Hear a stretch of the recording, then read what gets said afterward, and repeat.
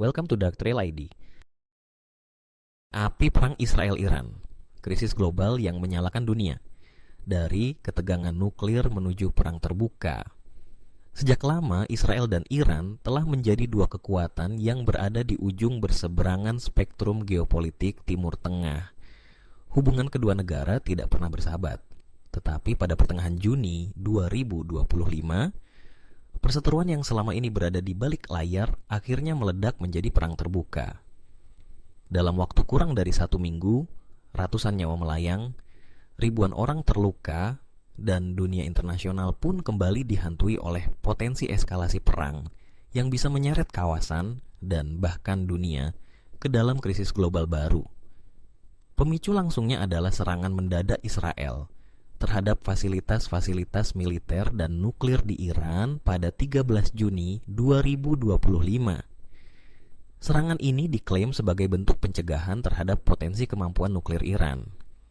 Sebagai balasan, Iran meluncurkan rudal ke kota-kota besar di Israel, termasuk Haifa dan Tel Aviv. Sejak itu, konflik meningkat secara eksponensial. Serangan dan balasan, neraka di darat dan udara. Pada Jumat, 20 Juni 2025, gelombang serangan balasan antara kedua negara mencapai puncaknya. Iran menembakkan rudal ke kota Haifa yang menyebabkan setidaknya 19 warga sipil terluka.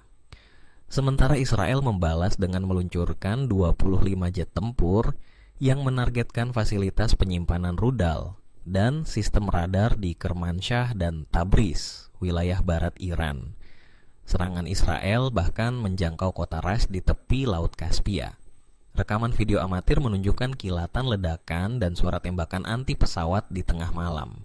Pemerintah Iran belum memberikan informasi pasti tentang kerugian militer mereka, namun laporan dari media internasional menyebutkan bahwa fasilitas penting, termasuk reaktor air berat Arak, telah mengalami kerusakan. Diplomasi Eropa di ujung tanduk. Di tengah-tengah konflik bersenjata yang berkecamuk, Eropa berusaha menjadi penengah. Pertemuan diplomatik digelar di Jenewa pada Jumat malam. Menteri Luar Negeri Iran, Abbas Araghchi, bertemu dengan pejabat tinggi Uni Eropa dan Menteri Luar Negeri dari Prancis, Jerman, dan Inggris. Namun, hasil dari pertemuan tersebut belum menunjukkan tanda-tanda kemajuan nyata. Eropa menyatakan keinginan untuk terus melanjutkan dialog, tetapi tidak ada pernyataan tegas atau solusi konkret. Araghchi sendiri menyatakan bahwa Iran hanya bersedia bernegosiasi jika Israel menghentikan serangan dan pihak yang bertanggung jawab diadili. Kecaman dan protes massal. Gelombang emosi di Timur Tengah. Ribuan warga Iran turun ke jalan-jalan Teheran usai salat Jumat, meneriakan slogan-slogan anti-Israel dan anti-Amerika Serikat. Protes serupa juga terjadi di Sanaa, Yaman, yang dipenuhi pendukung Houthi dengan bendera besar Iran dan poster Ayatollah Ali Khamenei. Di Irak, ribuan pendukung ulama kuat Muqtada al-Sadr melakukan unjuk rasa dengan mengenakan kain kafan putih sebagai simbol kesiapan mati syahid untuk Iran. Sementara itu, kelompok Hizbullah di Lebanon juga mengadakan aksi solidaritas, meskipun belum secara aktif terlibat dalam perang. Sinyal kekhawatiran dunia internasional. Sekretaris Jenderal Perserikatan Bangsa-Bangsa Antonio Guterres memperingatkan bahwa konflik ini sedang melaju menuju krisis pada kecepatan yang mengkhawatirkan dan dapat memicu api yang tidak bisa dikendalikan. Ia menyerukan semua pihak untuk memberikan kesempatan pada perdamaian, dengan menekankan bahwa isu nuklir Iran harus segera dikembalikan ke meja perundingan. Presiden Rusia Vladimir Putin menyatakan bahwa pihak Israel telah sepakat untuk tidak menyerang personel Rusia yang bekerja di pembangkit listrik tenaga nuklir Bushehr. Namun, juru bicara Kremlin Dmitry Peskov menyatakan keprihatinan mendalam bahwa Timur Tengah berada di ambang jurang peperangan besar. Kondisi kemanusiaan memburuk. Konflik ini juga berdampak luas pada kondisi kemanusiaan.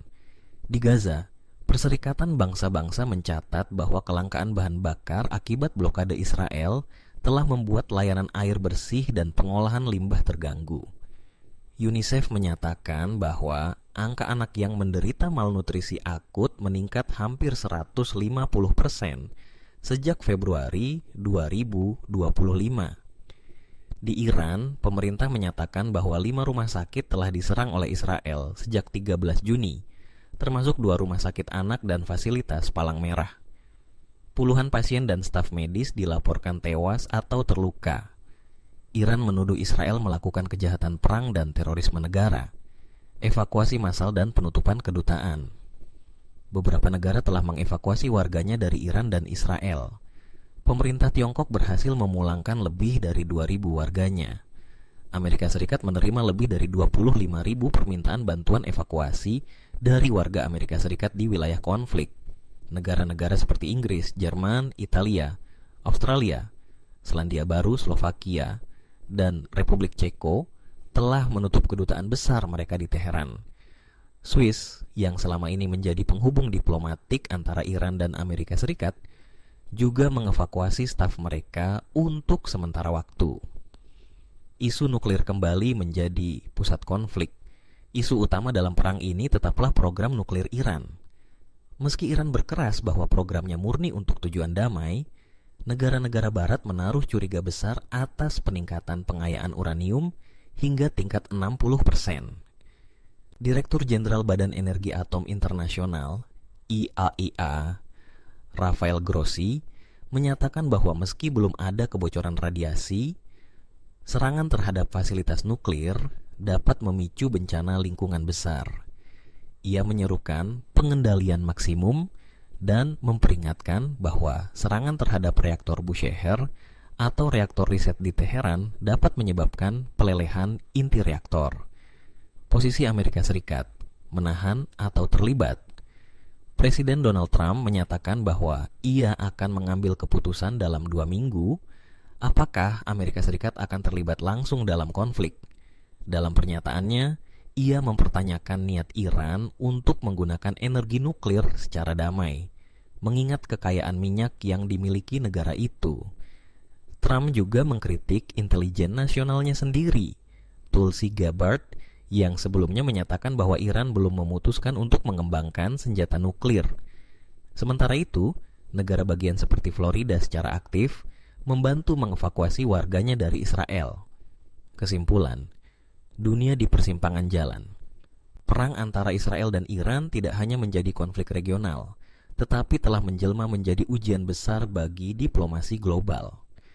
Saat ini, dunia berada di persimpangan jalan antara penyelesaian damai yang penuh ketidakpastian atau konflik yang berpotensi meluas dan membahayakan stabilitas global. Diplomasi Eropa masih menggantung tanpa hasil, sementara suara diplomatik dari Perserikatan Bangsa-Bangsa dan negara-negara besar terus menyerukan deeskalasi. Namun, selama bom masih dijatuhkan dan rudal masih ditembakkan, upaya diplomasi tersebut hanya akan menjadi gema di tengah ledakan.